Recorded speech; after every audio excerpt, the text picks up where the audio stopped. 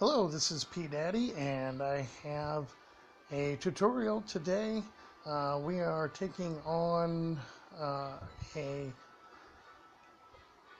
2900 trophy level 10 player who decided to bring a level 2 Lumberjack. The Lumberjack is, in my opinion, overpowered. The damage that he can do just by himself, and then to be able to drop that rage when he goes out, is just an effective combination, and it can be very deadly. So let's take a look at this match and see how I was able to take him down.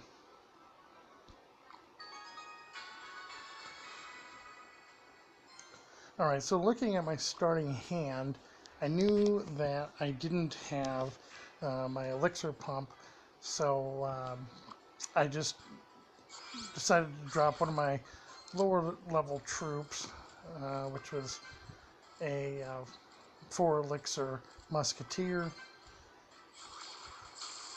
He gives me a zap, and then I drop my princess off to the side, and then decide to just let the wizard go while I take a hog down the lane. Now, at this point I see the Lumberjack come out, which usually, defensively, I guess is an okay thing. What I want to do now that I've seen a Lumberjack is I want to try and make sure that I stop him somewhere in here, or at least, before he crosses the bridge, because when he drops that rage, I want it to drop here and nowhere near here. So I decide I'm going to have to get my my barbarians to attack and try to stop him at the river, which they do. And now I'm able to get, and it's costly because that Valk is having rage, but I was able to stop him from being able to come across that bridge and use the effects of that rage. So at this point now, we're both kind of building up, and I'm able to get an elixir pump down. He's coming at me with Witch, and then he drops the Royal Giant. So that can be deadly. So one trick that I usually like to do in those situations, especially if I don't have my Barbarian up at this point, first of all, we know the Witch does splash damage. So when I drop troops, I am dropping them far apart, but within range, so that if there is a fireball, if you have other splash damage troops, even arrows, I can still maintain one of the troops staying up and continuing to lay down fire.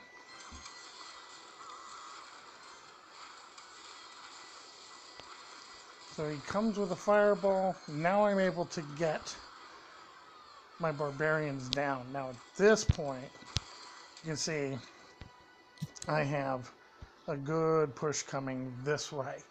Most of my health on my barbarians and a deadly musketeer behind is a great combination. So that means I am going to streak up this lane with my hog to basically cause him to have to decide which one he wants to defend. And as you'll see, it doesn't go well for him. So as soon as I drop that hog, he drops off his mini P.E.K.K.A. But at this point, I could care less about that mini P.E.K.K.A. He may take the tower down, but I know that my barbarians and my hog are going to really start to level this out.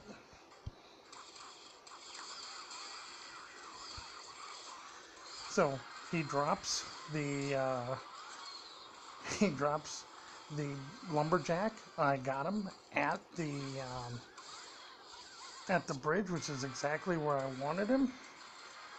Now I'm able to take down both towers, and I get my musketeer out to finish off the Valk.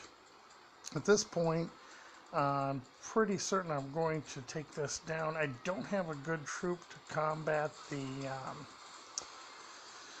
wizard, so I just let him take it. I do a defensive hog to try and keep him busy, keep him on his toes while I build up elixir. I drop a Valk off to the left. He drops off his Lumberjack, which, at this point is not a bad idea, but he goes after the barbarians, and therefore doesn't get the rage where he wants it. I drop a defensive elixir pump right in front of the Royal Giant. So, I know it had to be frustrating, and he will leave enraged.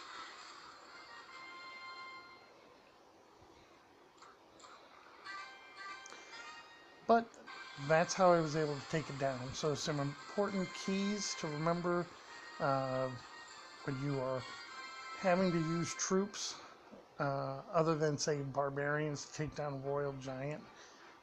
Try to split them up so that they are not vulnerable to splash attacks.